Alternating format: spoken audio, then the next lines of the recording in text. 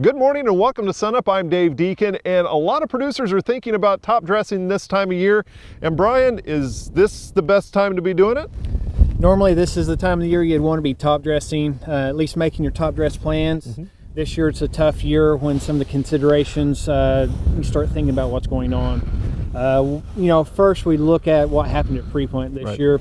There's a lot of people that held off nitrogen application just due to fertilizer price and grain price. And so typically this time of year we'd be seeing a lot of top dressing happening.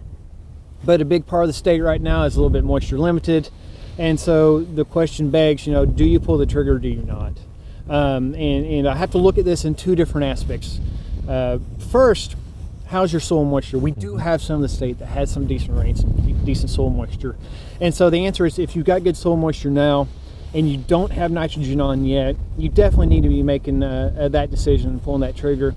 And at minimum, even if you're going to be short on nitrogen or wanting to limit your inputs, you need 40 to 60 pounds of nitrogen on right now based upon your yield goal if you have good soil moisture.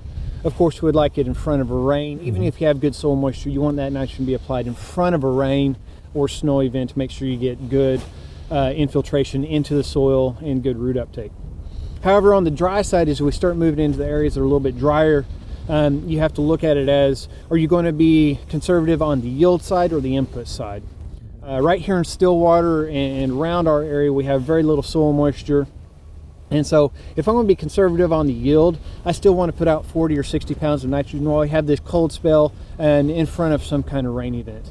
If I want to be conservative on inputs and my cost going into that field and waiting out, then I may pre-buy if the price is right, but hold on to it until we get soil moisture again and move into the spring. Right now we have time to make that decision. We still have a month or two before it really gets tight on our window of application. So there's a chance if we get rain, you still get an opportunity to get on top of that field. What's kind of the end deadline on putting down nitrogen? The end deadline is going to be a little bit dependent upon your end game. Right. Is it grain only? I would like to see nitrogen down before hollow stem. We have some good research that shows that if it's responsive, you can go past hollow stem, but you don't want to go much past hollow stem. If it's grazed and you're going for graze out, then it's really about any time that cattle aren't you see the response. And I'll go back to the standby is the enriched strip. Anytime that enriched strip shows up is when you want to be getting out there. And we've had enriched strip show up in November this year, and we've got some that I expect to start showing up in the next 30 to 45 days. And so that strip being responsive or different than the rest of the field is a good indicator. It's time, and we can go after hollow stem. I just prefer to be up in front of that.